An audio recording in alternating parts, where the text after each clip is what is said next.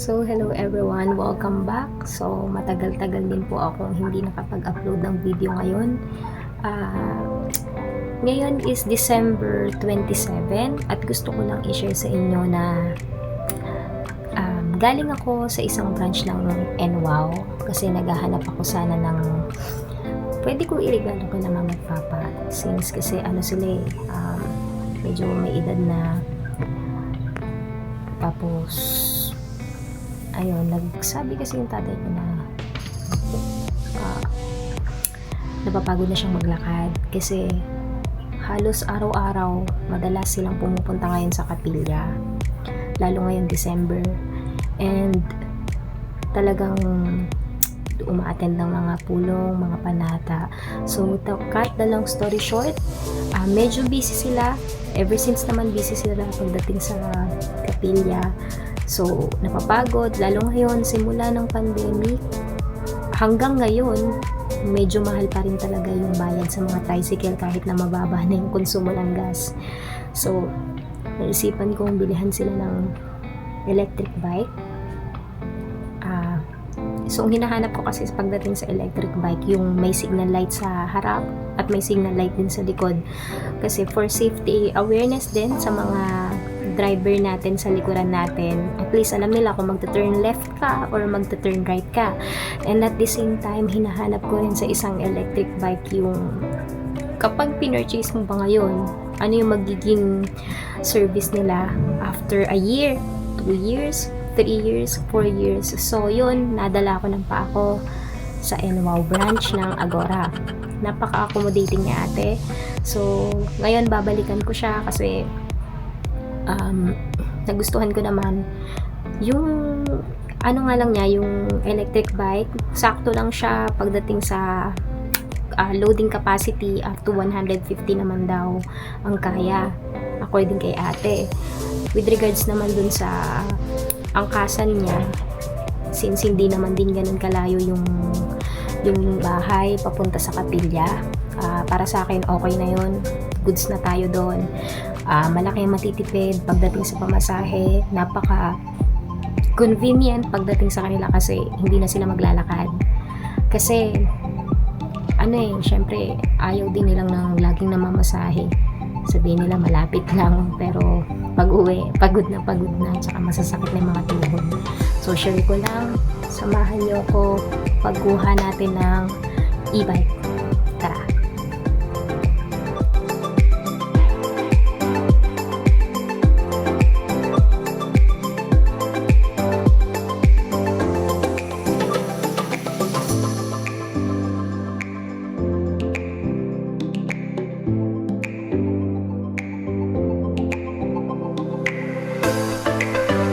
At eto na nga, kinakabit na ang ating nabiling unit. Kinakabit na ni Kuya para i-demo na sa atin at tingnan natin kung may defect bago natin bayaran. So habang naghihintay ako, nakita ko yung nasa likod ni Kuya. Ang ganda. So nakita ko siya, para siyang Vespa. Sayang lang kung kasya lang sa may paradaan namin. Sayang, ang ganda talaga. Para kang nakamotor na Vespa. At eto na nga, naiuwi ko na nga yung ating nabiling unit. So, para sa akin, tamang-tama lang siya. Spacious. Kasi nakikita nyo yung nasa likod. Ayun yung ginagamit kong motor. At ito naman, itong binili ko ay mapupunta ito kay Papa. Para mahatid niya si Mama pag pupunta sa kapilya. So, eto, quick specs lang tayo.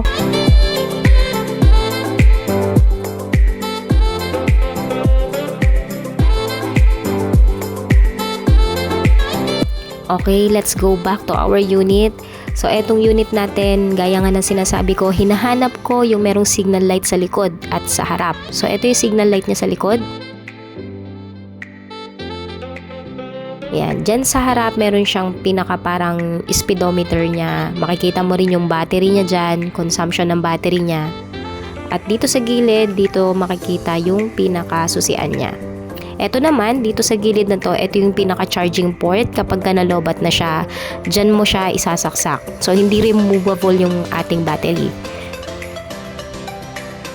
Yan. Andito naman yung mga signal light. Ito yung pinakasusian niya. Yan. On siya. Ito yung speedometer, ito yung battery consumption. Nandito rin makikita ko ilang kilometer yung tinakbo mo. So, yung nasa taas na 00 yung mas malaki, yan yung kung ilan yung takbo mo, yun yung pinaka-speedometer niya.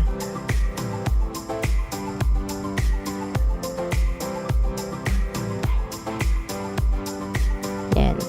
Gumagalaw siya kasi pinapagana ko yung throttle. Yan. Kapag binuksan mo siya, yan lang yung automatic meron siyang ilaw sa harapan.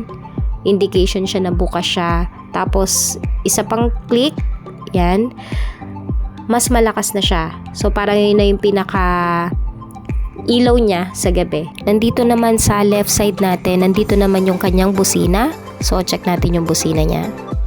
At dito rin sa left side makikita natin yung button para sa ating signal light. So sabi ko nga kanina, ang hinahanap ko sa isang electric bike meron siyang signal light sa harap at sa likod para na rin sa safetyness at awareness ng nasa mga likuran natin.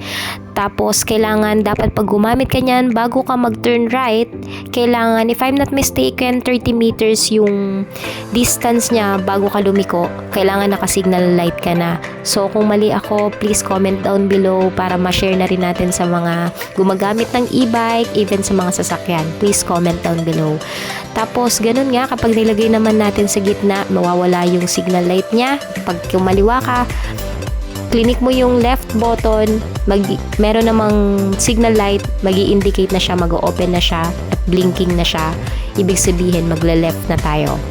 So, ayun lang, quick specification lang muna tayo.